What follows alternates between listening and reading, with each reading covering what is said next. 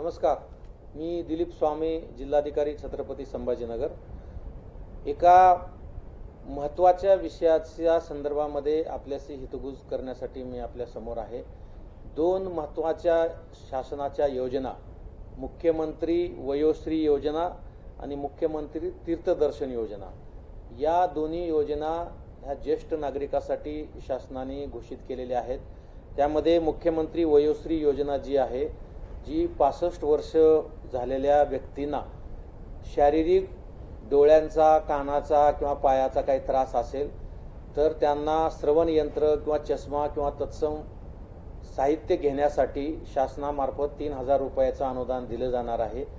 तर अशा सर्व 65 वर्ष वयावरील नागरिकांसाठी आम्ही प्रत्येक प्राथमिक आरोग्य केंद्रामध्ये दिनांक 23 आणि 24 ऑगस्ट रोजी तपासणी शिबिर ठेवलेला आहे आणि त्याचबरोबर आपल्या गावातील ग्रामपंचायतीमध्ये सदर योजनेचा अर्ज भरण्याची सुविधा उपलब्ध करून दिलेली आहे।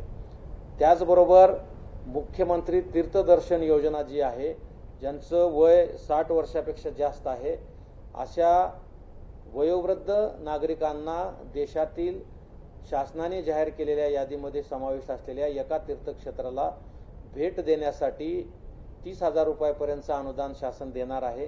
त्या योजनेअंतर्गत लाभ घेण्यासाठी सुद्धा अर्ज भरण्यासाठी आम्ही ग्रामपंचायतीमध्ये सुविधा उपलब्ध करून देतो आहोत।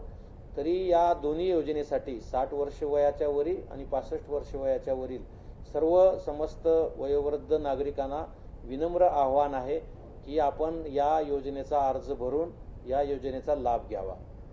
धन्यवाद।